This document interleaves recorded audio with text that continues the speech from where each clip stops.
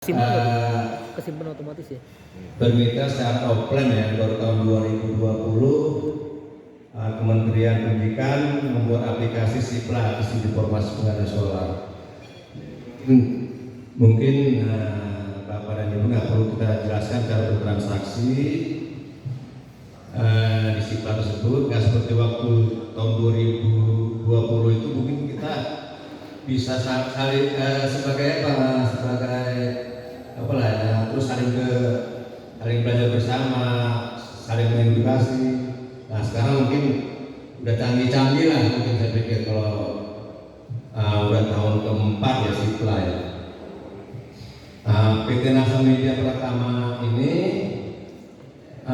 berdasarkan regulasi dari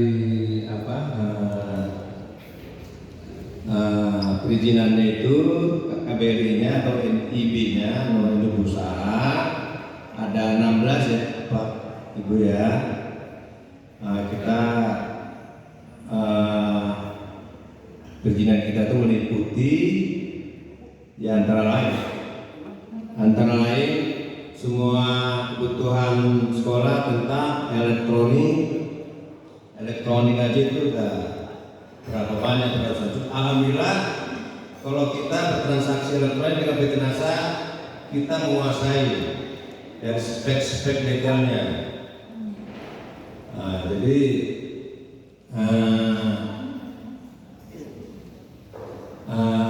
kita memang tahapan kita bertransaksi itu lebih bagus kita agak berkomunikasi yang namanya tiktokan ya, tiktokan antara operator dengan pihak admin saya biar menemukan titik temu dalam barang tersebut dan speknya.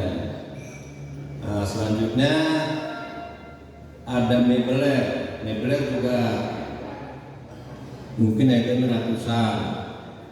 Insya Allah namanya belanja modal ya Bapak Ibu ya, belanja modal itu kita nggak berani macam-macam. Gak berani kita yang artinya melakukan mengurangi volume, nggak berani karena kita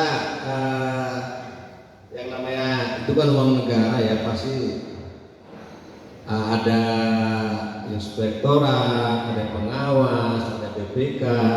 Insya Allah kita hati-hati karena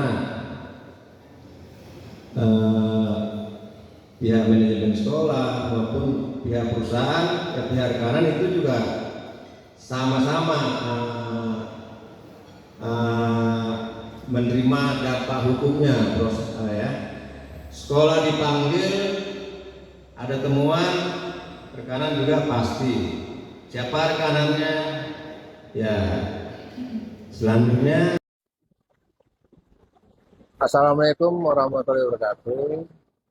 Selamat sore teman-teman sekalian dimanapun berada. Akhir-akhir ini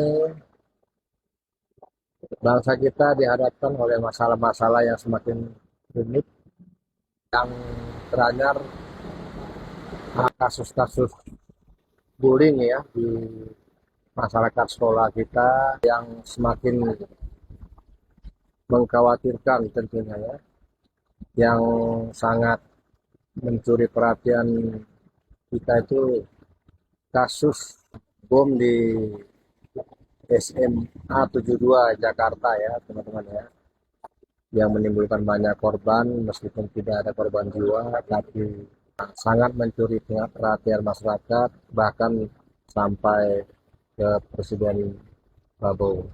Sebenarnya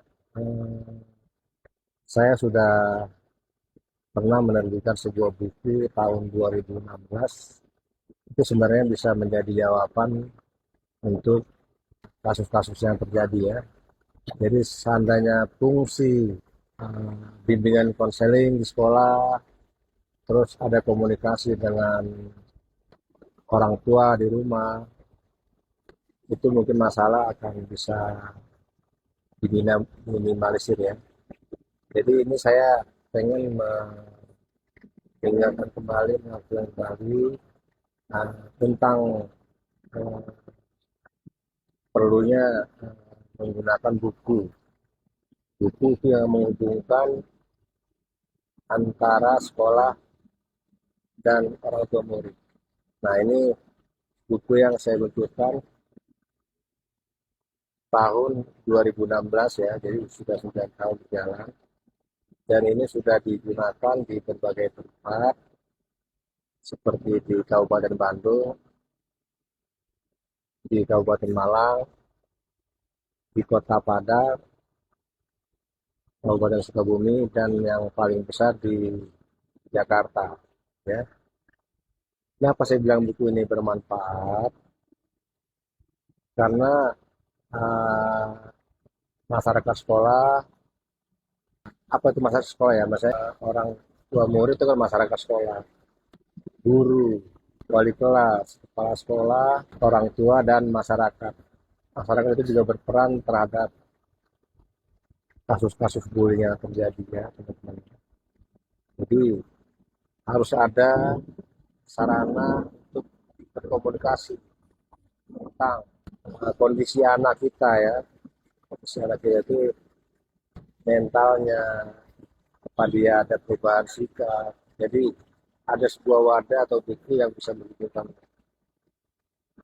Tentunya buku ini juga mengedukasi kepada masyarakat tentang arti aspek hukumnya. Jadi jangan menganggap bahwasanya kasus bullying itu hanya kasus-kasus kenakalan anak atau kejahatan anak. Jadi kita harus pahamin dulu ya teman-teman ya, agar masyarakat tahu bullying itu bisa dikategorikan 4 jenis ya. 4 jenis.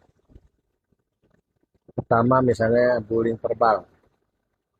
Bullying verbal itu seperti kita difitnah, dicaci, dimaki-maki, itu namanya bullying verbal. Nomor 2 itu bullying fisik, ya.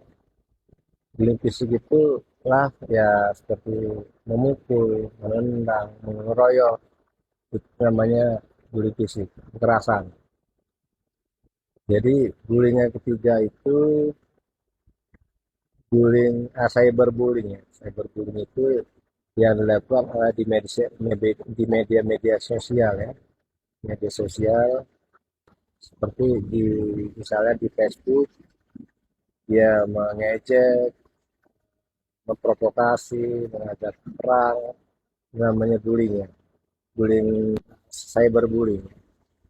Yang berikutnya nomor 4 itu bullying relasi ya, jadi yang ini juga sama berbahayanya ya. Misalnya kita dikucilkan di pergaulan, dicuekin, didiamkan, itu masuk bullying juga ya.